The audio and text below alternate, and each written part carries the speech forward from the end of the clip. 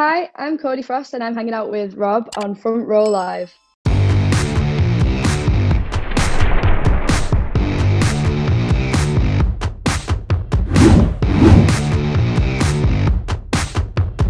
I'm super excited to be talking to you, and I'm more excited about this debut EP because for these debut singles that you've released so far, you don't seem like a new artist.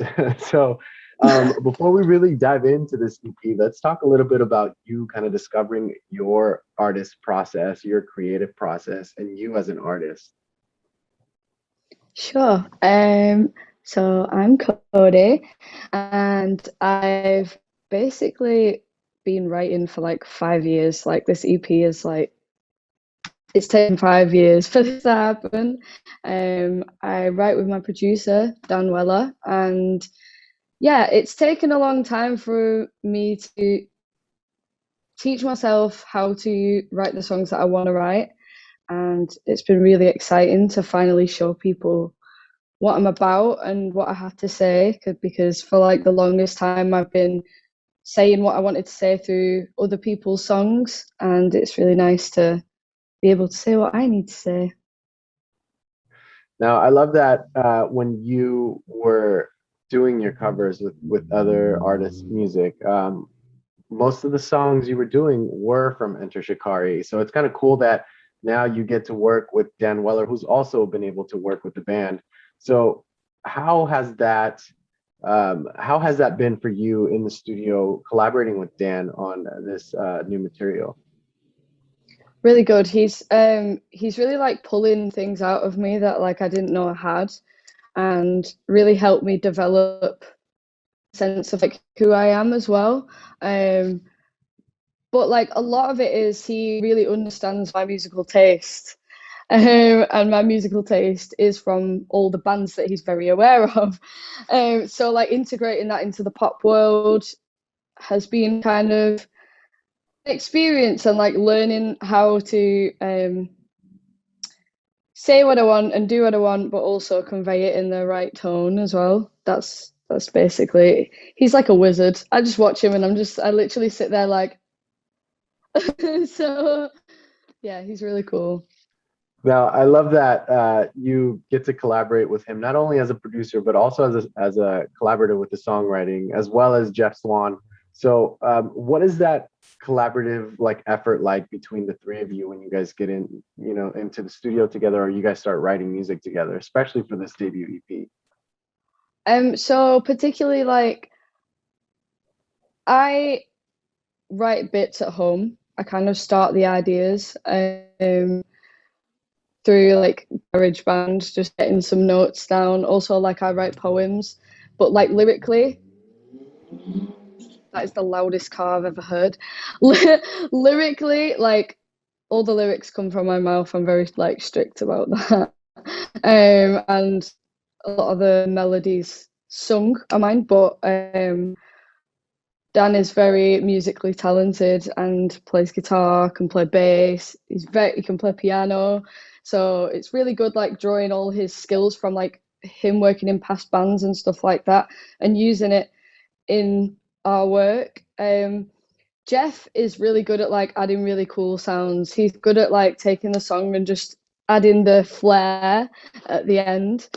Um, but yeah, me and Dan work as like a he's like a big brother to me. And often he is like the sensible one and has to reel me in sometimes, but I think equally I push him to like go out of his comfort zone. So we but it's a good like balance. That's awesome because I feel like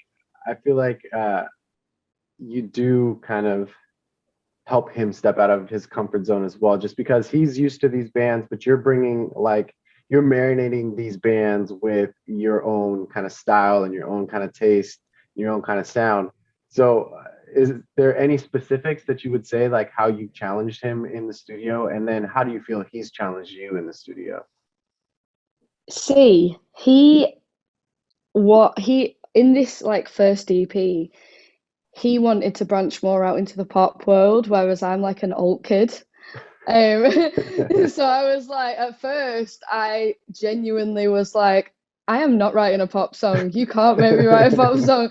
The first time we met, I was like, stop saying pop. It's offending me.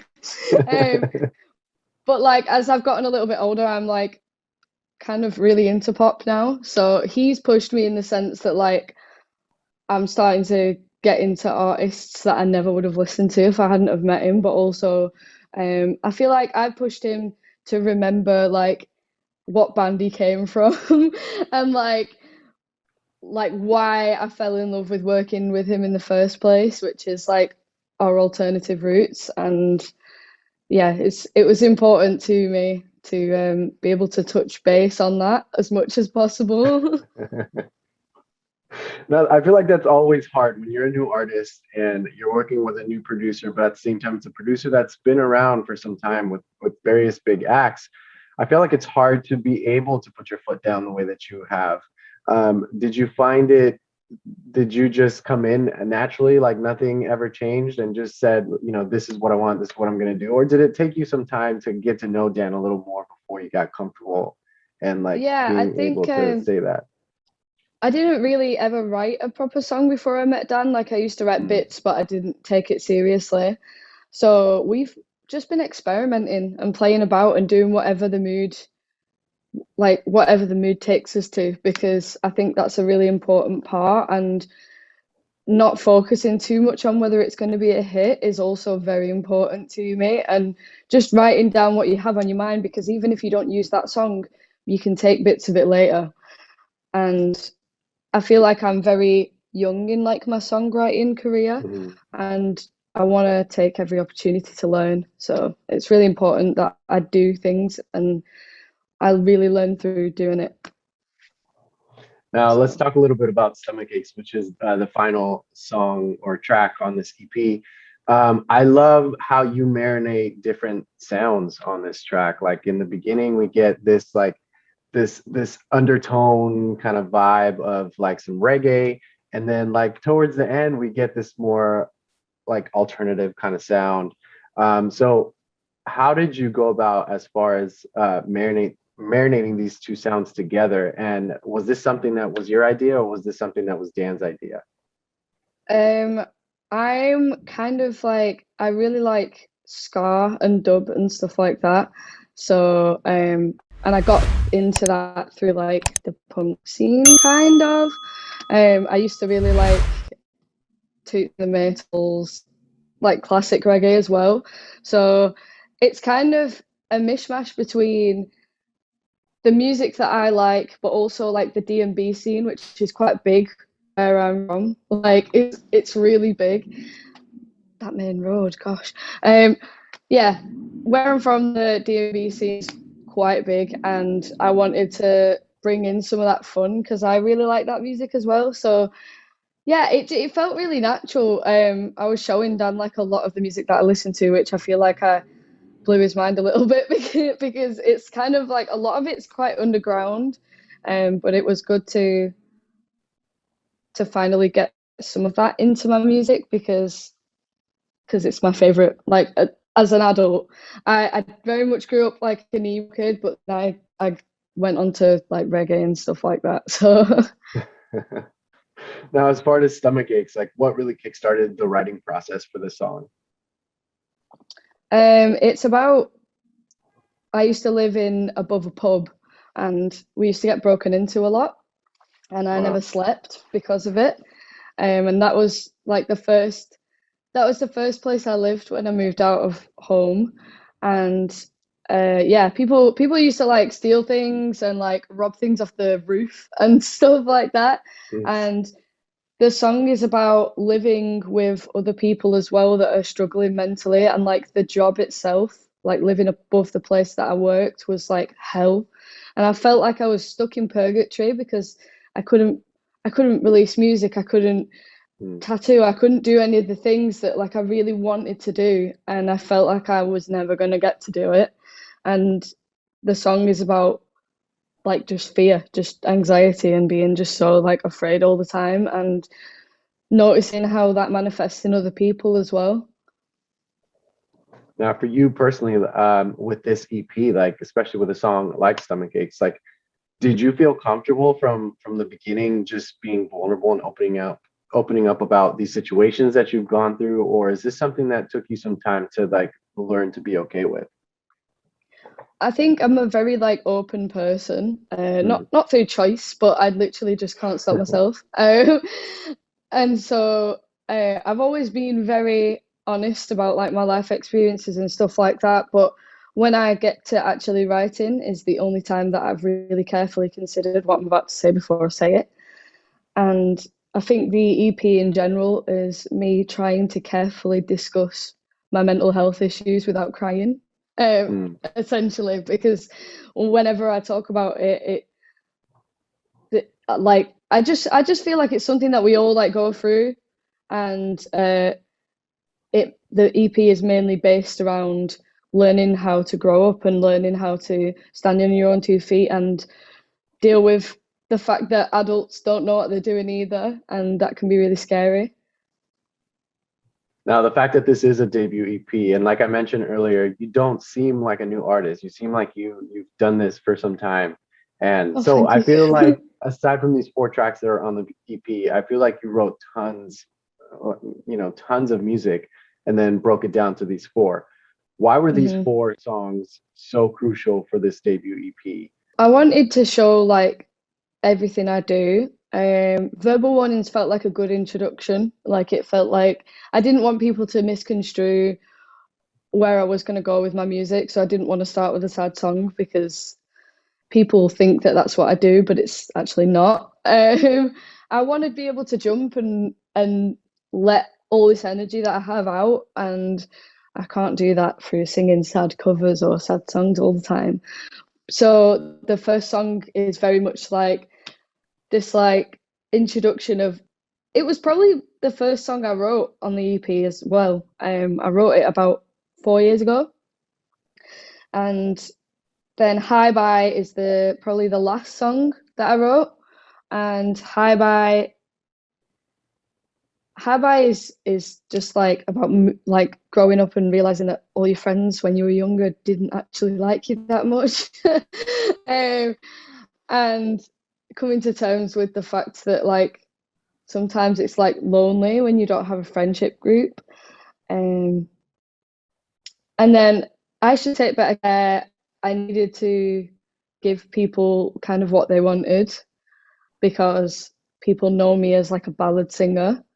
And so I did. I wrote what I wanted to write. It was very uncomfortable, but I think it's important to be honest.